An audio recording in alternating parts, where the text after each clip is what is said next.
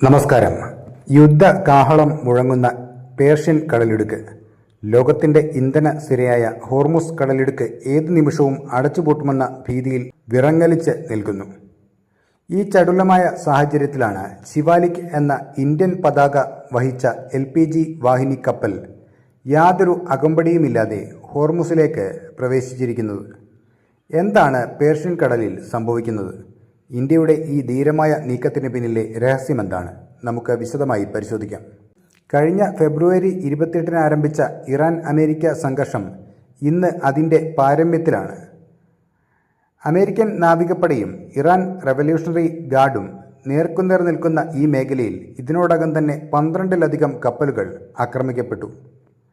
വിദേശ കപ്പലുകൾക്ക് ഹോർമുസ് കടലിടുക്ക് കടക്കണമെങ്കിൽ ഇറാന്റെ അനുമതി വേണമെന്ന കർശന നിർദ്ദേശം നിലനിൽക്കെയാണ് 54,000 ടൺ LPGയുമായി ഖത്തറിൽ നിന്ന് ശിവാലിക് തൻ്റെ യാത്ര തുടങ്ങുന്നത്.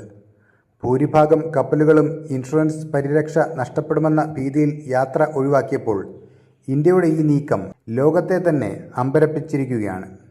എന്തുകൊണ്ടാണ് ശിവാലിക്കിന് ഇന്ത്യൻ നാവികസേനയുടെ യുദ്ധക്കപ്പലുകളുടെ അകമ്പടി ഇല്ലാത്തത്? അവിടെയാണ് ഇന്ത്യയുടെ നയതന്ത്ര വിജയം പ്രകടമാകുന്നത്. കഴിഞ്ഞ കുറച്ച് ദിവസങ്ങളായി വിദേശകാര്യമന്ത്രി ഡോക്ടർ S ജയശങ്കർ ഇറാൻ അധികൃതരുമായി നടത്തിയ നിരന്തര ചർച്ചകളുടെ ഫലമായാണ് ഈ സുരക്ഷിത പാത ഒരുങ്ങിയത്. ഇറാനും ഇന്ത്യയും തമ്മിലുള്ള ദീർഘകാല സൗഹൃദം ഇവിടെ നിർണായകമായി. എങ്കിലും ഇന്ത്യ ഒട്ടും അശ്രദ്ധ കാണിക്കുന്നില്ല.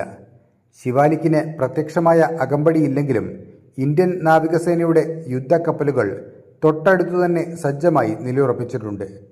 ഓപ്പറേഷൻ സങ്കൽപ്പിന്റെ ഭാഗമായി വിന്യസിക്കപ്പെട്ട കൊൽക്കത്ത ക്ലാസ് ഡിസ്ട്രോയറുകളും തൽവാർ ക്ലാസ് ഫ്രിഗേറ്റുകളും ഓരോ ചലനവും നിരീക്ഷിക്കുന്നുണ്ട്. വായുസേനയുടെ P-8I പട്രോളിംഗ് വിമാനങ്ങൾ ആകാശത്തു നിന്ന് കണ്ണ് തുറന്നിരിക്കുന്നു.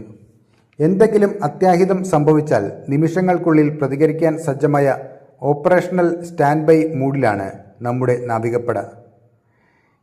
ഭാരതത്തിൻ്റെ അടുക്കളകളെ ബാധിക്കുന്ന ഒന്നാണ് ഈ നീക്കം. രാജ്യത്തെ ഒരു ദിവസത്തെ LPG ഉപഭോഗത്തിന് തുല്യമായ അളവാണ് ശിവാലിക് വഹിക്കുന്നത്. വെസ്റ്റ് ഏഷ്യയിലെ അസ്ഥിരത നമ്മുടെ ഗ്യാസ് വിതരണത്തെ ബാധിക്കാതിരിക്കാൻ സർക്കാർ എത്രത്തോളം മുൻഗണന നൽകുന്നു എന്നതിൻ്റെ തെളിവാണിത്. സമാനമായ രീതിയിൽ നന്ദാദേവി എന്ന കപ്പലും ഈ പാതയിലൂടെ കടന്നുപോകാൻ തയ്യാറെടുക്കുകയാണ്. ഇറാനിലെ പുതിയ പരമോന്നത നേതാവ് മോജ്തബ ഖമേനി കർശന നിലപാടുകൾ സ്വീകരിക്കുമ്പോഴും ഇന്ത്യയുമായുള്ള ബന്ധത്തിന് നൽകുന്ന പ്രാധാന്യം നയതന്ത്ര ലോകം ചർച്ച ചെയ്യുകയാണ്. കടലിലെ യുദ്ധ പ്രതിസന്ധികൾക്കിടയിലും നമ്മുടെ പതാകയേന്തിയ കപ്പലുകൾ തലയുയർത്തി തന്നെ സഞ്ചരിക്കുന്നുണ്ട്. ഇത് കേവലം ഒരു കപ്പലിൻ്റെ യാത്രയല്ല, മറിച്ച് ഭാരതത്തിൻ്റെ വളരുന്ന സ്വാധീനത്തിൻ്റെയും കരുത്തുറ്റ നയതന്ത്രത്തിൻ്റെയും വിളംബരമാണ്.